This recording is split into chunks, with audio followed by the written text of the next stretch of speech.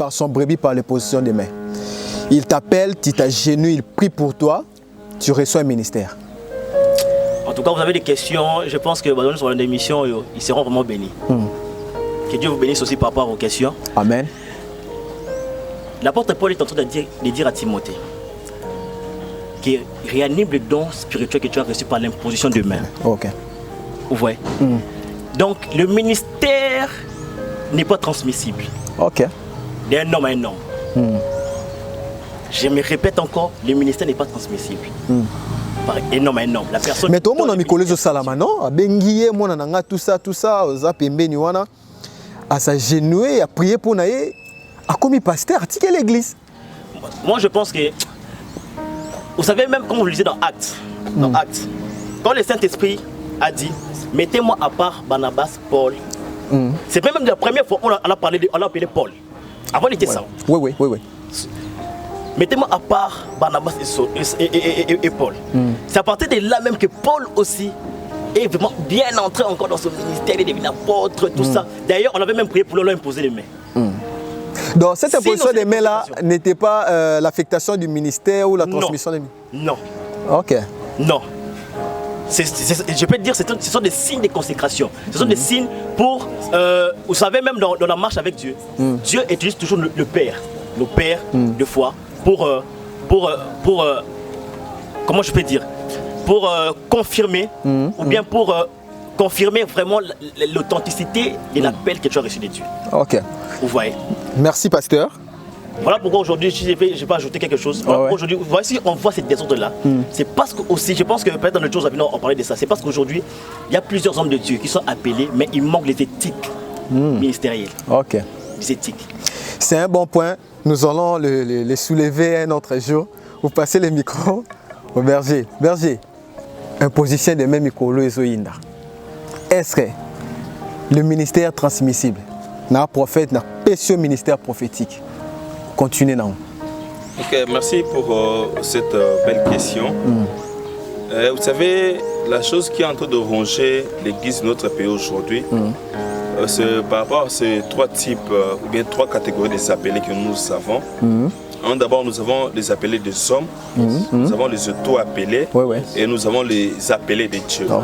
Et quand vous regardez, un tiers sont le vrai et les deux tiers sont de faux. C'est vrai. Les faux dépassent toujours les vrais. Mais dans notre contexte, quand vous regardez, c'est ça la réalité. C'est ça la réalité de l'église du Congo. Vous voyez, le ministère n'est pas transmissible entre un pasteur, entre un pasteur et un père ou un fils. Vous voyez, mais le ministère émane de la divinité. C'est Dieu qui a né l'auteur principal, c'est Dieu qui donne le ministère. Vous voyez? Et qu'est-ce qui se passe alors quand on impose le main? La Bible dit ceci, vous voyez? Quand on impose le main à quelqu'un, c'est-à-dire quand on impose le main à une personne, c'est dans le cadre peut-être de transmettre ou bien de communiquer quelques dons spirituels.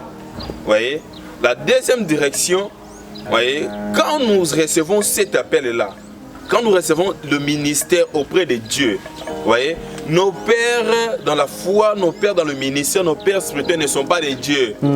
Voyez, pour comprendre que non, je me réveille un bon matin, papa Kende Nasaboye, Gatsapa Bengingai.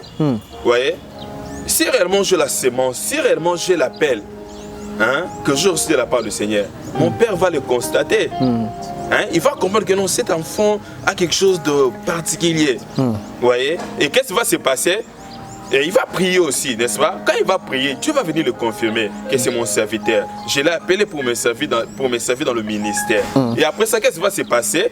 Et maintenant, mon père, dans la foi, il va maintenant reconnaître cette grâce ministère-là que Dieu m'a donné dans le secret, dans le coulisses.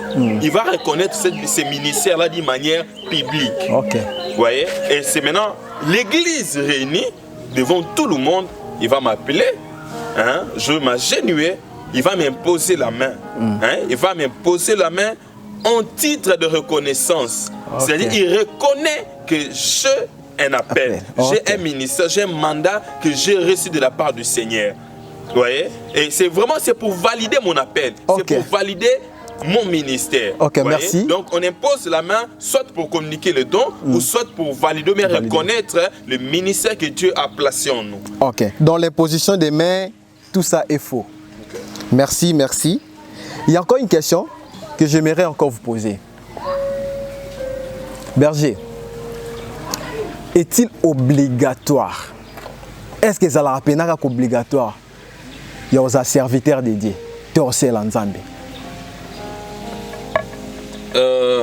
Si je peux répondre à cette question, je vais toujours le répondre à deux volets.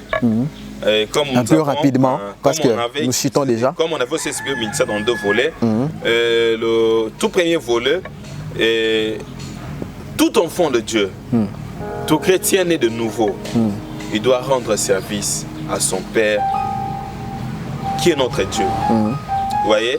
Et l'œuvre que nous exerçons à l'Église, comme chantre, intercesseur, protocole, ce n'est pas une obligation, vous voyez, mais c'est une nécessité. Compte tenu de cette grand amour que Dieu a manifesté pour nous. Et quand nous sommes dans la maison, quand nous nous reconnaissons fils de la maison, nous devons servir dans notre maison. Nous devons rendre service à notre papa. Et voilà un peu. Donc tout chrétien, tout enfant de Dieu doit servir Dieu à l'église. Par rapport au ministère, dans le ministère, ce n'est pas tout le monde qui appelle au serviteur de Dieu, ce n'est pas tout le monde qui appelle au ministère. Ok. En réalité, le ministère, c'est une grâce que nous recevons de la part du Seigneur. Personne ne mérite. Ok. Nous avons été choisis par grâce aussi. Par grâce. Vous voyez, Dieu nous a choisis. Vous voyez, et Dieu nous a fait grâce. Il nous a fait cette faveur-là d'être ses ministres. Vous voyez, on est ministre de Dieu. Dieu nous a fait grâce là. Donc, il est important dans l'église d'être là où Dieu veut que vous soyez. Ok. Vous voyez, si Dieu vous a fait grâce de servir comme dans le diaconat, dans le reste du ministère, mais si vous avez aussi trouvé grâce de recevoir un appel particulier dans le ministère, donc c'est une grâce aussi. Vous voyez, et quand vous recevez cet appel-là, quand vous recevez cette grâce-là de servir Dieu, je nous encourage. Il est obligatoire de servir Dieu. Donc il est obligatoire de servir Dieu, étant qu'un enfant de Dieu. Ok. Pasteur, est-il obligatoire de servir Dieu? Est-ce que vous pouvez répondre un peu vite parce que nous chitons déjà? Vous allez remarquer une chose dans la Bible, que la plupart des personnes qui ont commencé, qui ont servi Dieu, depuis même Adam, d'abord, ce sont d'abord des travailleurs. Ok. Ce sont des gens qui travaillent. Aujourd'hui, si on voit des cacophonies, on voit des gens qui négligent des fois l'œuvre de Dieu. C'est une manière de cracher, comme je dis avant, de cracher sur l'œuvre de la croix. Vous savez, servir Dieu, c'est aussi une manière d'exprimer notre amour pour ces dieux-là. C'est une manière d'exprimer notre amour pour ces dieux-là. Adam qui était cultivateur, des Abel, Néhémie, les chansons du roi. Aujourd'hui, on peut même dire qu'il travaille à la présidence. Mais Dieu l'a appelé et puis il a commencé à servir Dieu. Donc pour moi, en tant qu'enfant de Dieu, comme l'homme de Dieu, je vais rejoindre l'homme de Dieu. En tant qu'enfant de Dieu, nous sommes appelés à servir Dieu. Même pas dans un ministère spécifique, mais nous sommes appelés à servir Dieu d'une manière ou d'une autre. C'est vrai aussi aujourd'hui, on a un problème dans nos églises où, quand on parle de servir Dieu, tout le monde seulement on vit la chair. Non. Je vais enseigner, je vais être là-bas. Voilà, pour moi, je suis toujours d'accord.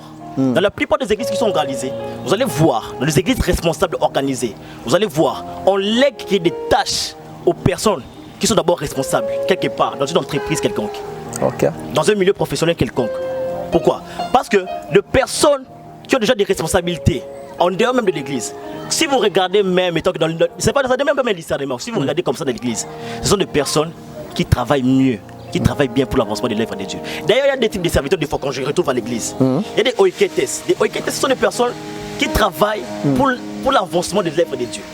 Mais doulos, ils travaillent pour un homme. Donc aujourd'hui aussi dans nos églises, il y a des gens qui ne travaillent pas pour Dieu, qui ne servent pas Dieu, mais qui servent les hommes. Merci, merci pasteur. Nous sommes arrivés à la fin, mais il y a une dernière question que je vais vous poser. Et c'est une question qu'aujourd'hui fait un grand débat sur l'internet, sur nos chaînes. Comme nous parlons aussi des ministères, je vais m'en profiter aussi à poser cette question à vous. Est-ce qu'une femme peut exercer un ministère? Bibliquement parlant, est-ce qu'une femme peut exercer un ministère? Je ne sais pas si cette question va nous diviser avec l'homme et Dieu. Non, parce qu'aujourd'hui, d'abord, revenons d'abord à la Pentecôte. Parlez-moi de l'histoire de la Pentecôte. Il y avait aussi des femmes, non? Ils ont reçu le même Saint-Esprit. Oui, oui. Mais pourquoi aujourd'hui, il leur prive d'exercer un ministère? Est-ce que c'est-il possible à une femme d'exercer un ministère? Vous savez, c'est une question qui divise les gens. Ok. Qui divise l'Église, qui divise même le chrétien. Il fallait même que tu poses même cette question même au début. Non, j'aimerais, cette question doit être à la fin. Je voulais que ça soit à la fin pour m'assurer comme Magito ressources. Pour m'assurer comme Magito. Vous savez, je ne parlerai pas de l'ancienne alliance. Il y a une nouvelle alliance d'abord. Commençons par la nouvelle alliance. Mais on a vu dans l'ancienne alliance les femmes exercées. Hein? Voilà. Parce qu'on a vu des femmes exercer. Parce que le problème de fois, on dit, oh, dans la nouvelle alliance, ici, il n'y a pas de femmes, tout ça qui ont exercé, l'apôtre Paul avait dit, tout ça, tout ça. Mais dans la nouvelle alliance, si vous lisez dans Luc, il y avait une prophétesse qu'on appelait Priscille. Elle était prophétesse. Le ministère? Prophétesse. Ok. Parce qu'on a des prophétesses aussi dedans. Hein? Prophétesse. Il y a des femmes qui ont exercé le ministère. Dans Actes des Apôtres, il y a des femmes qui ont impacté. Il y a des femmes qui ont exercé le ministère, qui ont servi Dieu. Donc, dire. Et puis d'ailleurs, il faut être un peu rapide. Hein? Dans ce contexte-là, on doit aussi revenir des fois dans le contexte dont l'apôtre Paul parlait. Que les femmes s'étaient dans l'Assemblée des Saints, tout ça, tout ça.